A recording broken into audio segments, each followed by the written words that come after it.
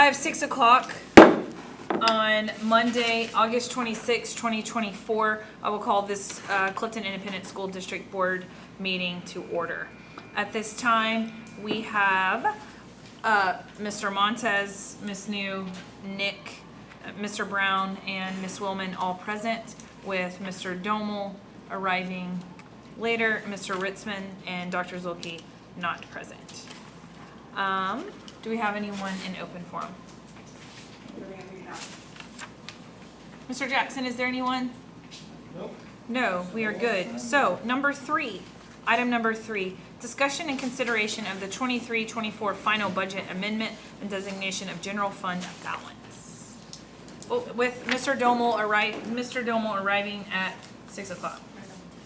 Thank you. You're welcome. Welcome. We're ready for you, Lisa. Okay. You'll look at the first page that I gave to you is the 23-24 year-to-date budget versus actual. So this is the current year that we're on. Just to go over, our total budgeted revenue for the year was $12,689,000. Our year-end estimated that we're going to close out at this Friday will be $13,295,000. So an addition of $605,000 that was not budgeted. A few key items that gave to that large overage is $41,000 in Chapter 313 supplement payments that we did not budget, $285,000 additional interest that was not budgeted. State funding was underestimated by about $100,000 due to the homestead exemption impact. And our ESSER reimbursement of indirect costs raised our revenue of $151,000. So again, that's the reason how come we came in over budget on revenue. So our expenditure function, by function, we have total expenditures that were budgeted at $12,614,000. Actual expenditures will be $12,223,000 by this Friday, giving us an underestimate, I guess, of budgeted expenditures of $391,000. So I'll give you a little background on some of the expenditure savings that we had. In Function 11, there was $200,000 in savings. This was because we did not fill a high school position, as well as we had a staff at the elementary mid-year retire, and the replacement didn't come till a few months later, saving us approximately $40,000 in that area. So they gave an overage, or an underestimate, or overage in payroll of about $140,000. We had some savings within our contracted services of $10,000. We had some savings within supplies and technology and software of about $30,000. And then also within that function, we budgeted for a PA system upgrade recently. The total price was $30,000. Half of it will be completed in this current year. We're going to move the other half, approximately $15,000, to the following year. So that was a savings in the current year, but will be expenditure in the following year. Function 12, our instructional resource and media, we went over budget by $1,200 in that area. Function 13, slightly under budget of $1,600. Function 21, in our instructional leadership, we were over budget by about $1,300. School leadership was under budget, $26,000. In that area, we had an overestimation of overtime and payroll and benefits. The copier contract new lease was overestimated as far as the monthly expense. And we overestimated travel and registration, which was based on prior year expenditures. So again, the savings within Function 23 was $26,000. Our guidance and counseling, Function 31, we had a savings of $18,000. Again, prior year, we estimated that there would be more travel and registration, and we didn't spend as much in testing materials and supplies. Function 33 in our health services, we had a savings of $9,000. We were able to use ESSER funds for a lot of her expenditures within the nursing department. Our transportation, we came in under budget about $15,000. That we saved a lot of money within our new bus position that we had that was funded by ESSER. We employed a new bus driver just to kind of fill in as a substitute when others couldn't drive, as well as do field trips and so forth. So it cut down on our overtime and substitutes.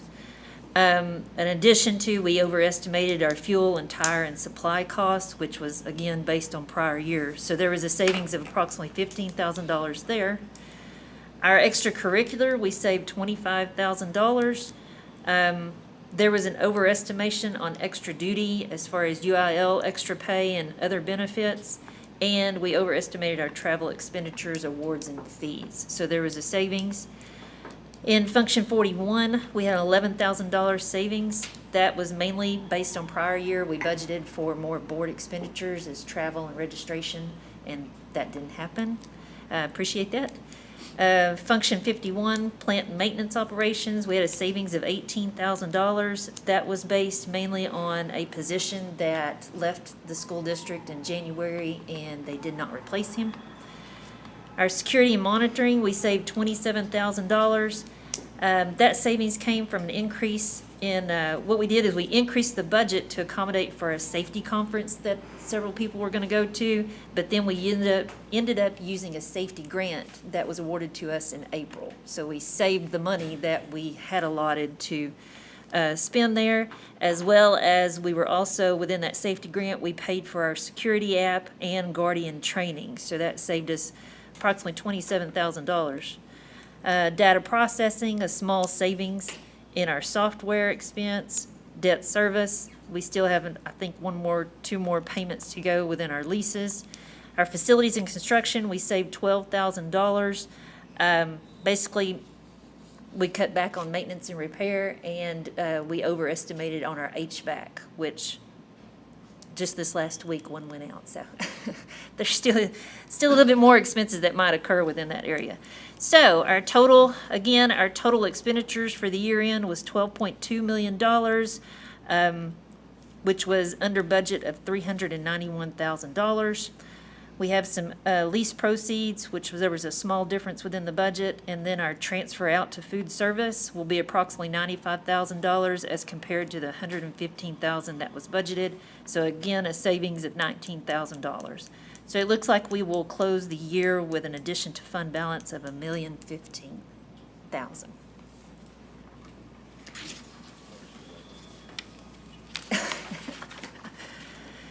The next page will just kind of a brief recap of our food service. We had total revenue budgeted of $719,000. As of Friday, we expect to have total revenue of $681,000, which will be a deficit of $37,000 to the revenue. Our food service budget for expenditures was $707,000 for ongoing supplies and payroll, and then our utilities of $32,000 with an expected budgeted deficit of $20,000, which will come from the remaining fund balance that we've carried over for the last 2 years. A transfer in from the general fund of $95,000 will make us end the year at exactly a budgeted deficit of $20,400. Next page is our year-to-date on our debt service. Total revenue budgeted was $1,612,000. Our debt payment was $1,596,000, giving us an addition to our fund balance of $16,000 budgeted.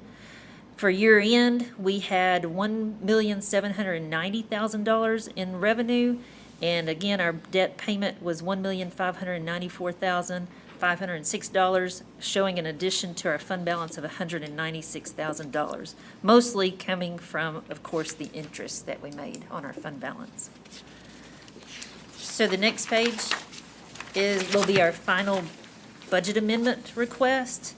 The two items that I noted that were over budget, Function 12 and Function 21, I would like to propose to request the taking from Function 11 $10,000 and allocating $5,000 to two of those functions that were over budget. Then the next page just shows a reallocation of our fund balance. As I noted, a required board action is to reallocate unassigned fund balance to committed. I would like to propose to adjust that to take away from our, reduce our unassigned fund balance of $380,000 and add to committed. And the recap showing that our current year unassigned fund balance, starting at the beginning of the year, was $3,780,000, and we have $3,741,000 committed to capital projects.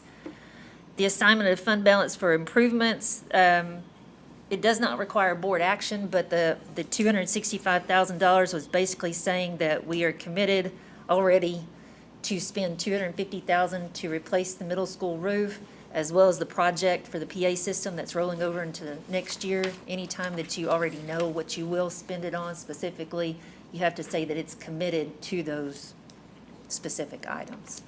So that's the reclass of, from unassigned to assigned.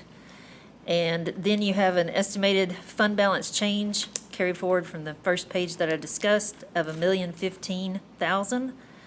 And I would like to take $380,000 from unassigned, move to committed, giving an even split of approximately 49% of unassigned and 48% to committed, kind of half and half. Do you need separate motions for that? Yes, it So does. you need a motion to accept this budget, or to finalize it, right? Well, just mainly the journal entry Okay. to reclass from the functions. Okay. So are there any questions for Ms. Pressure? If not, do I have a motion to approve the Budget amendment the request. budget amendment?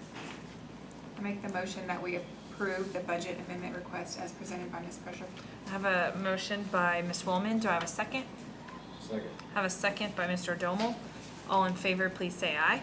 Aye. Those opposed? Those abstain? Motion carries.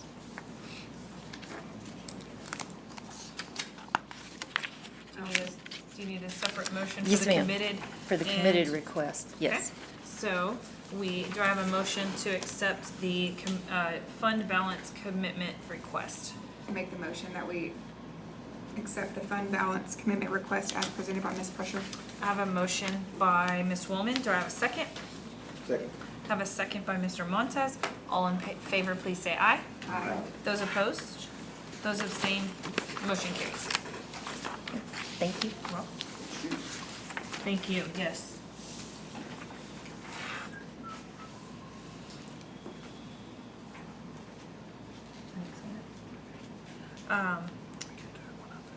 Okay, number 4.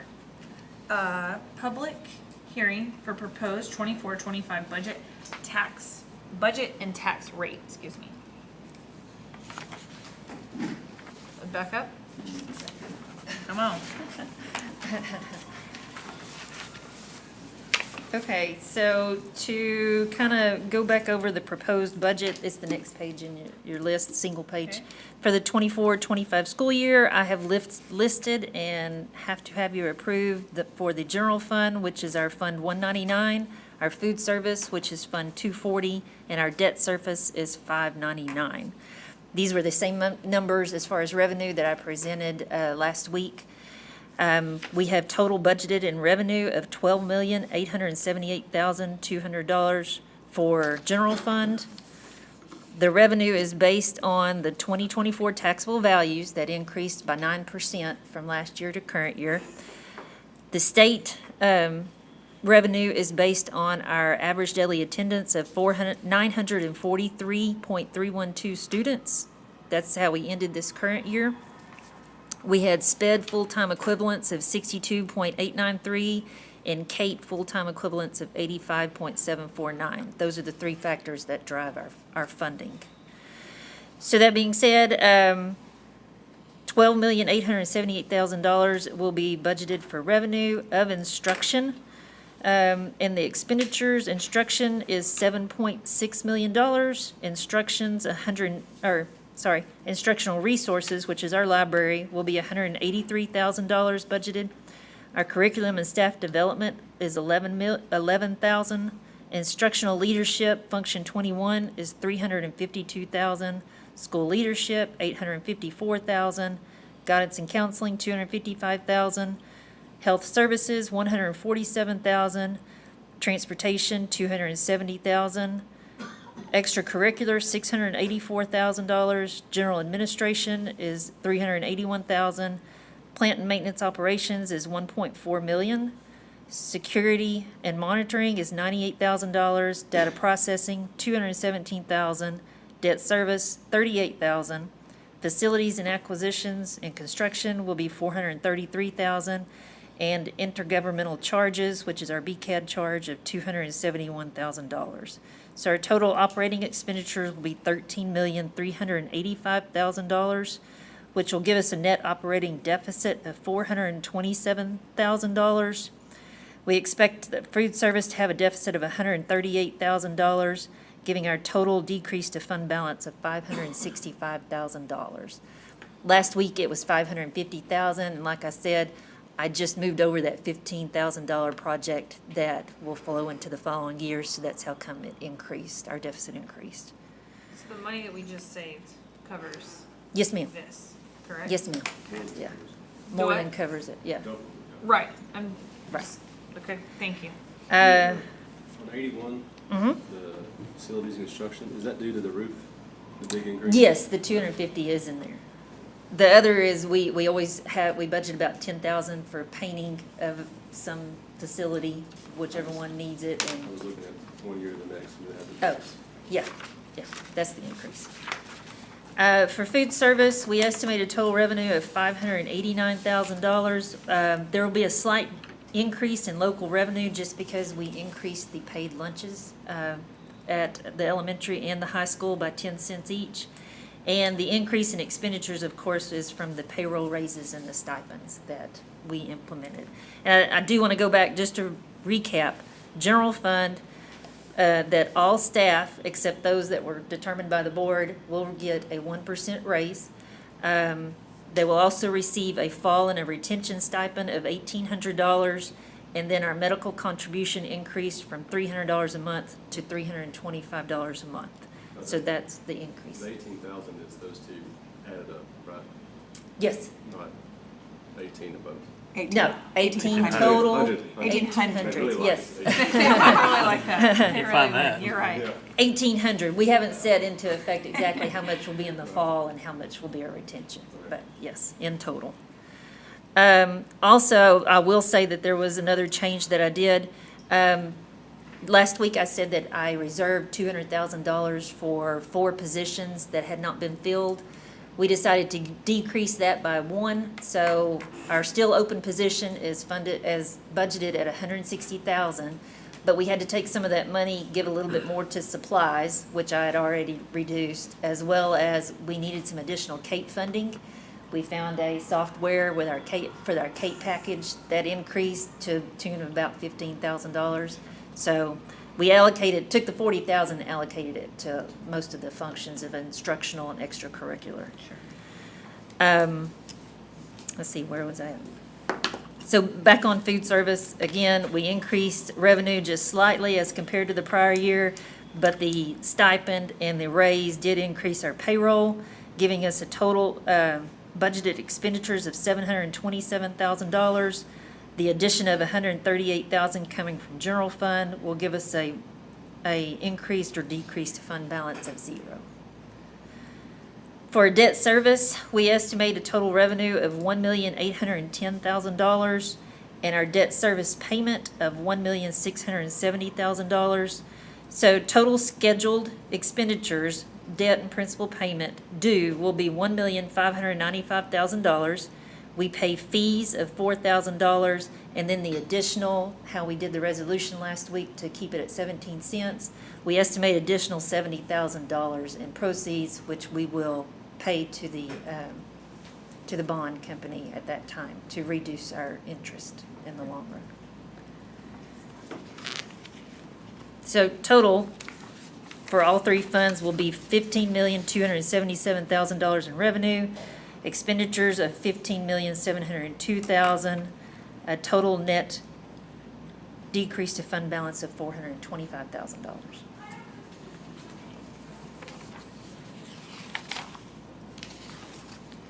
Any questions? Are there any questions? If there's no questions for Ms. Prusher, do we have a motion to approve the proposed budget for the 25 school year.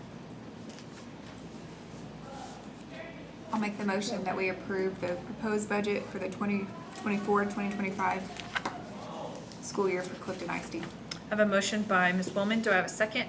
Second. I have a second by Mr. Domel. All in favor, please say aye. Aye. Those opposed? Those abstain? Motion carries. Thank you.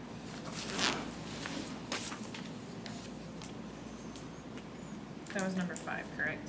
Yes. So we did number 5, which was the discussion and consideration of the proposed 24-25 budget. Now, number 6, we will go to the discussion and consideration of the proposed 24-25 tax rate. Yes. So last week I told you a little bit about our tax rate. It's on the next page, is a little bit of a breakdown. So the current year proposed tax rate, total tax rate will be 83.69 cents per $100 valuation of taxable property. It consists of our M&O tax rate of 66.69 cents and then our INS rate of 17 cents. And I showed it as compared to the prior year rate total of 83.92 cents, which will decrease overall the total tax rate of 0.23 cents. A breakdown of our M&O tax rate is TEA calculated maximum compressed tax rate is 6169. And then we receive 5 cents of enrichment pennies, giving us a total M&O tax rate of 66.69 cents. And again, where I'm proposing a 17 cents INS tax rate, which is the same as the prior year, given the fact that we can pay more down on our debt and also pay it off early, essentially. You said in the last meeting there'd be a big savings? Yes. Did that? Yeah. Our bond council representatives, he basically said what we currently have is 2.5 million in fund balance. And he said if we take that and any additional that we get and pay it in February at our scheduled payment, then we could save approximately $1 million in interest. Yeah. You said we have the 2.5 is where now? It's in our fund balance. We have been accumulating over the years. In the beginning, when they first set the tax rate, Right. they did it kind of conservative because, as I mentioned last time, that Calpine was decreasing in value, but he anticipated it to further decrease, but then it stopped. Right. And then that's when all the taxable value of the property and the houses and stuff increased. So we have kind of been accumulating a little extra every year. So I talked to him, he said that this year in 2025 is when we can start to defease the bond. I guess they're callable at that time. So he said this is the time that we can finally start paying on the principal. So we can't put any on the principal until February? Is that right? Yes, Okay. yeah, That's as soon as we can. yes, yeah. He said that most likely he'll do some figuring, well, I'll give him some numbers of what we've collected and so forth in December, and then I'll come back to y'all to pass a resolution to say exactly how much we can pay and exactly how much savings we can do at that time. And it's sitting in our fund balance, right? Not a Yes. different fund? Okay. No, in the fund balance. In the INS fund balance. I can't touch that. Okay. Yes. It's good to know. Thank Yes. you. Thank you for the clarification. Do we have any other questions for Ms. Prusher? If not, do we have a motion to approve the 24-25 tax rate? So, I have a motion by Mr. Montez. Do I have a second? Second. I have a second by Ms. Willman. All in favor, please say aye. Aye. Those opposed? Those abstain? Motion carries. Thank you. If there is no other further business. Oh, we need to, just kidding, we need to go into executive session and we will be right back. Thank you.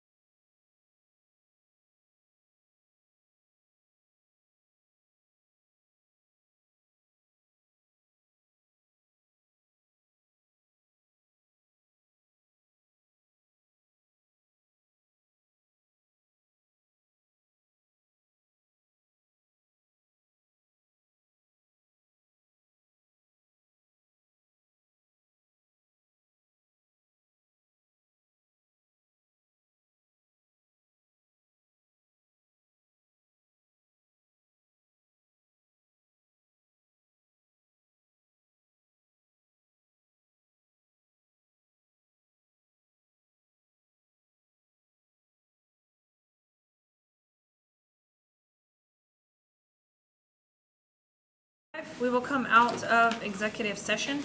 Is there any further business? If not, do I have a motion to adjourn? I make the motion, we adjourn. I have a motion by Ms. Willman to adjourn. Do I have a second? Second. All in favor, please say aye. Aye. Motion carries. See you Thank guys later. And I have a